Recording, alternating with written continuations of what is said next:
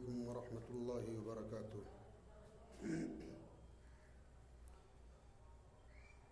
آج آپ حضرات کے سامنے موضوع پر مسح کیسے کیا جائے اور کن موضوع پر مسح کرنا درست ہے۔ چمڑے کا موضع، جسے اصل میں لفظ خفین کا جو استعمال ہوتا ہے وہ چمڑے کے ہی موزے کے لیے استعمال ہوتا ہے، لہذا چمڑے کے موزے پر مسح کیا جائے۔ مسح کرنے کا طریقہ یہ ہے کہ سارا وضو کر لینے کے بعد پھر یہ ہاتھ بھگا کر کے داہنے ہاتھ پہ اور یہی ہاتھ پھر بھگا کر کے یا دونوں ہاتھ ایک ساتھ بھگا کر کے اور یوں انگلیوں پر، پیروں کی انگلیوں پر ایسے کھینچ لیا جائے۔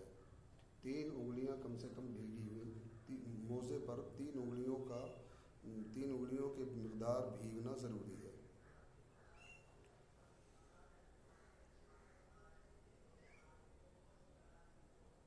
اور کہاں تک کرنا ہے؟ اور اگر 3 انگلیاں نہیں بھیگی، 3 انگلیوں کی مقدار نہیں بھیگا ہے تو کم سے کم 2 انگلیاں چاہیے۔ 2 انگلیوں سے بھی اگر کھینچ دیتا ہے اوپر تک، پینڈلی تک، تو موزوں پر مسح ہو جائے گا۔ وضو ٹوٹنے سے موزے کا مسح بھی ٹوٹ جاتا ہے، پھر وضو کرے، پھر موزے پر مسح کر لے۔ گھر میں رہنے والا آدمی 24 گھنٹے اور سفر میں رہنے والا آدمی 3 دن 3 رات، اور جو گھر میں رہے وہ 1 دن 1 رات، یعنی 24 گھنٹے اور 3 دن 3 رات، 24 دونا 48 اور 24 تیاں 72 گھنٹے۔ اور جب یہ ٹائم پورا ہو جائے تو بہتر یہ ہے کہ پھر یہ وقت پورا ہو جانے پر مسح ٹوٹ جائے گا اور موزے سے پیر نکال کر کے پیر بھی دھلنا پڑے گا، اور جن صاحب کے اوپر غسل فرض ہو جائے اس کے لیے موزے پر مسح درست نہیں ہے، بغیر دھوئے غسل پورا نہ ہوگا۔ عام طور سے جو آج کل موزے بنے ہوئے رہتے ہیں لوگ اس پر مسح کر لیتے ہیں، اس پر مسح کرنا جائز نہیں ہے۔ جو بازار میں 10-20 روپے کا فروخت ہوتا، ہاں اگر وہ موزہ اتنا موٹا ہو کہ مسائل کی دنیا میں 3 میل چلنے کے بعد وہ موزہ، ننگے پاؤں چلنے کے 3 میل صرف موزہ پہن کر کے چلے اور موزہ کٹے نہ، تو اس موزے پر مسح کرنا درست ہے، اور اگر کٹ جاتا ہے تو موزے پر مسح کرنا درست نہیں ہے۔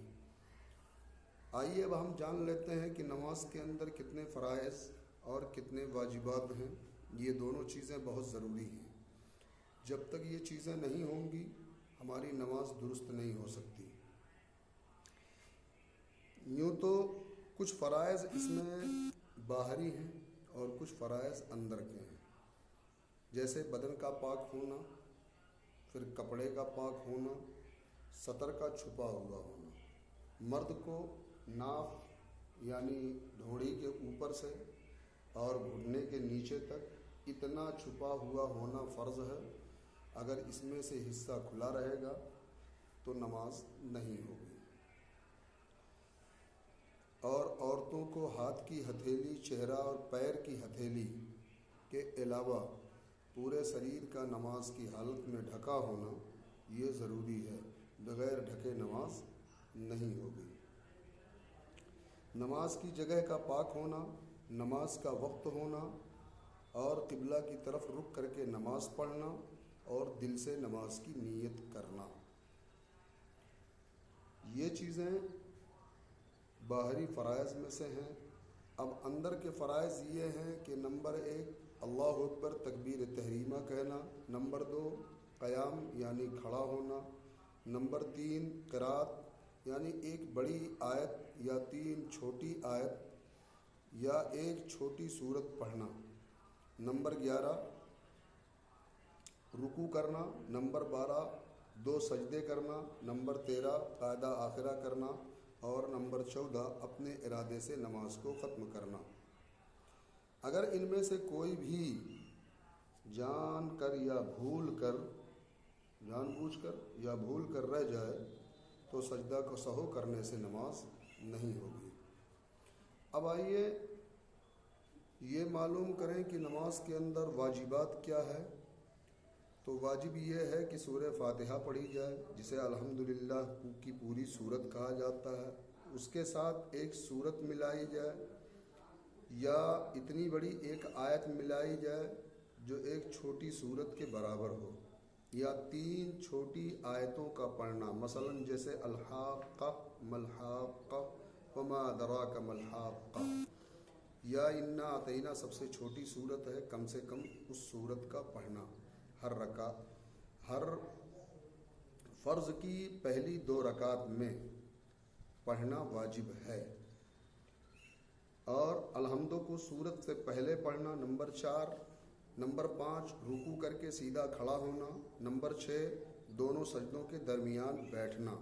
नंबर 7 पहला कायदा आखिरा करना। नंबर 8 अत्तहियात पढ़ना। नंबर 9 लफ्ज़ सलाम से नमाज को ख़त्म करना।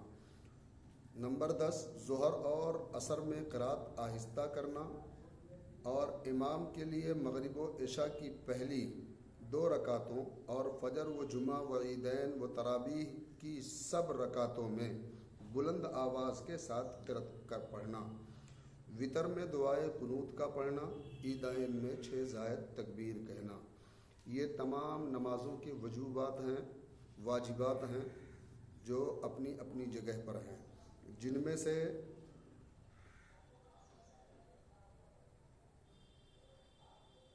दस तक ज़ोहर व असर के क़िरात आहिस्ता पढ़ना तक ये सबके लिए ज़रूरी है।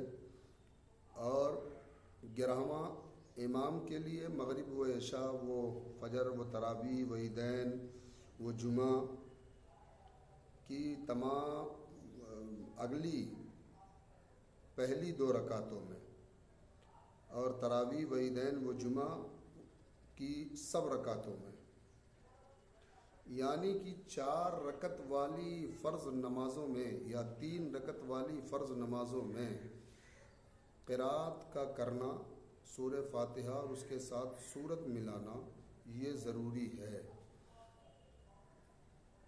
जो कि जिसमें से एक चीज़ तो ये आती है कि मगरिब की नमाज हो या इशा की नमाज हो, फजर की नमाज हो, ज़ोहर और असर को छोड़ करके जितनी भी नमाज़ें जमात के साथ पढ़ी जाती हैं, तो इमाम के लिए ज़रूरी है कि वो शुरू की पहली 2 रकातों में तेज़ आवाज़ से क़िरात करे।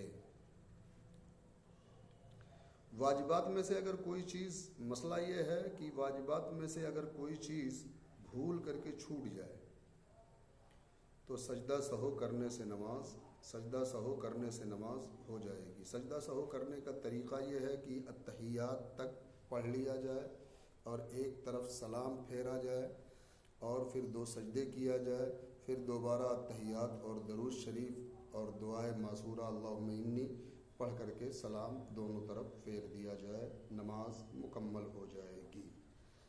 और अब आइए वो चीज़ें कि जिससे नमाज टूट जाती हैं, वो कुछ चीज़ों का ज़िक्र इस किताब में दिया हुआ है। मसलन नमाज के अंदर बात करना भूल कर या जानबूझकर, ज़ुबान से सलाम करना या सलाम का जवाब देना, छींकने वाले के जवाब में यरहमुकल्लाह कहना, रंज की खबर सुनकर इन्ना लिल्लाहि व इन्ना इलैहि राजिऊन पूरा या थोड़ा सा पढ़ना, या अच्छी खबर सुनकर अल्हम्दुलिल्लाह कहना, या अजीब चीज़ सुनकर, अजीब बात सुनकर सुबहान अल्लाह कहना, दुख तकलीफ़ से आह ओह या उफ़ करना, जैसे किसी के पैर में, कमर में या कहीं दर्द हो और दर्द की हालत में आह उह उफ़ करे, अपने इमाम के सिवा किसी दूसरे को लुक़मा देना, कुरान शरीफ देख कर पढ़ना, अलहम्दो शरीफ या सूरत में ऐसी गलती करना जिससे नमाज फासिद हो जाती है, ٹوٹ جاتی ہے، جس کی تفصیل بڑی کتابوں میں لکھی ہوئی ہے۔ عمل کثیر، مثلاً ایسا کام کرنا کہ جس سے دیکھنے والا یہ سمجھے کہ یہ شخص نماز نہیں پڑھ رہا ہے، یا مثلاً دونوں ہاتھوں سے کوئی کام نماز کی حالت میں کرنا۔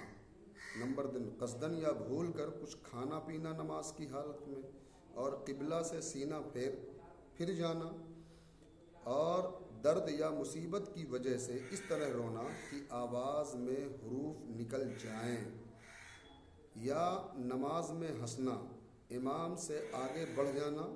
یہ چند مفسدات نماز لکھے ہوئے ہیں، بڑی کتابوں میں اور بھی ملیں گے۔ جن کو دیکھنا ہو وہ بڑی کتابوں کا مطالعہ کر لیں۔